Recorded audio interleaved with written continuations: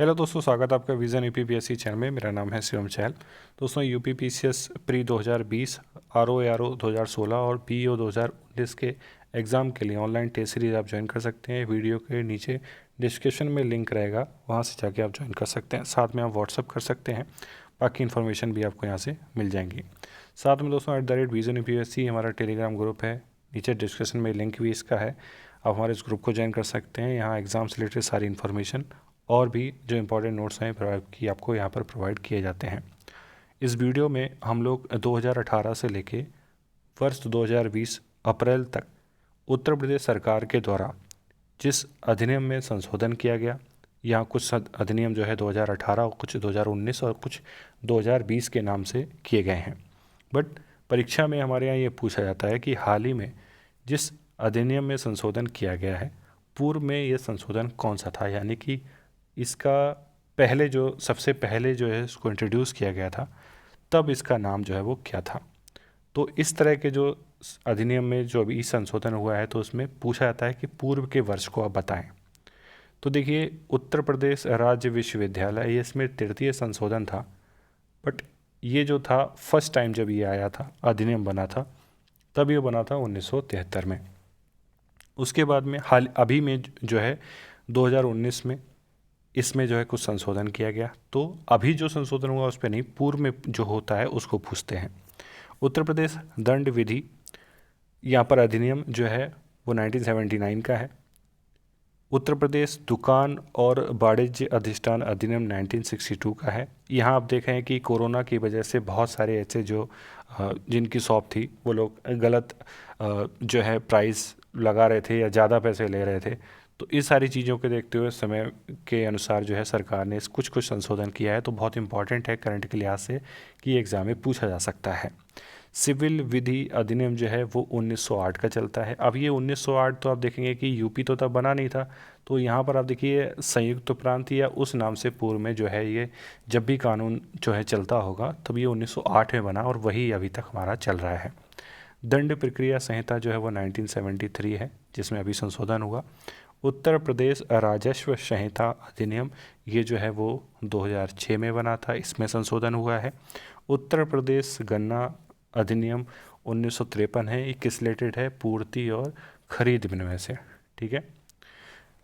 उत्तर प्रदेश कृषि एवं प्रौद्योगिकी विश्वविद्यालय अधिनियम, ये 1958 का है। अब देखिए इसमें लिखा है उत्तर प्रदेश कृषि और प्रौद्योगिकी विश्वविद्यालय अधिनियम 1958, और फर्स्ट हमने क्या देखा था, उत्तर प्रदेश राज्य विश्वविद्यालय अधिनियम जो है वो 1973 है। तो इसमें आपको कंफ्यूज नहीं करना है, दोनों अलग है, ये ऑप्शन में आ सकते हैं।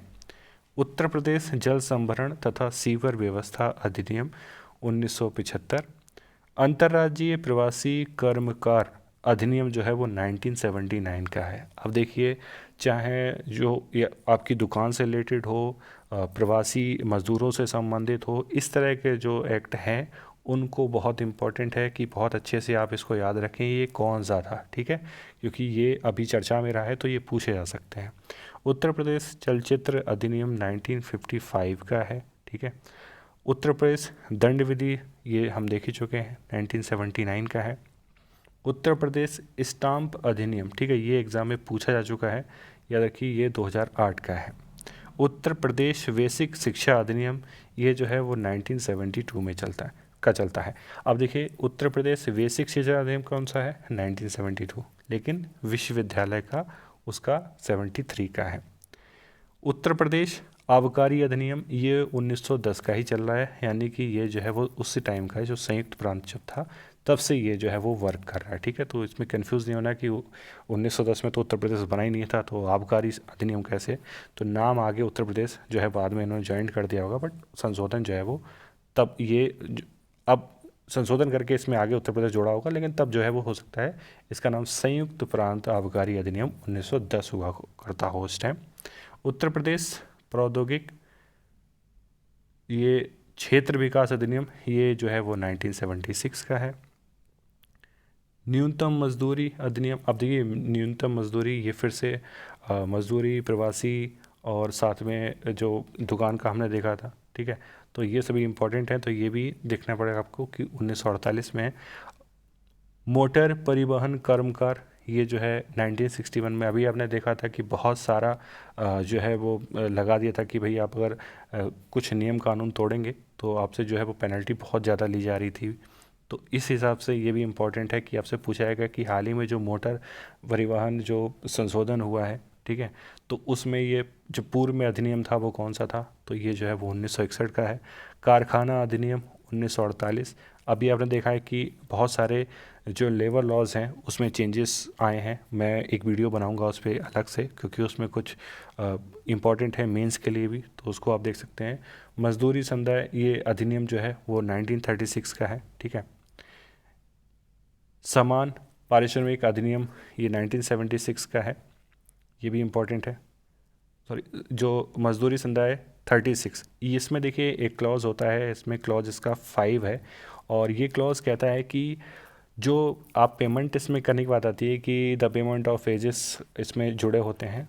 तो आप जो है किसी को जो सैलरी देते हैं, तो आप सैलरी में तो चलिए निर्धारित कर सकते हैं कि सैलरी कितनी देनी है, लेकिन आप किसी की सैलरी को लेट नहीं कर सकते, ठीक है। तो इसकी धारा 5 ये कहती है, तो ये बहुत इंपॉर्टेंट है।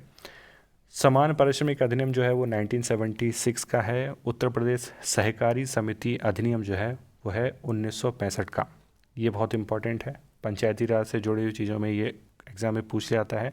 उत्तर प्रदेश नगर निगम अधिनियम जो है वो है 1959।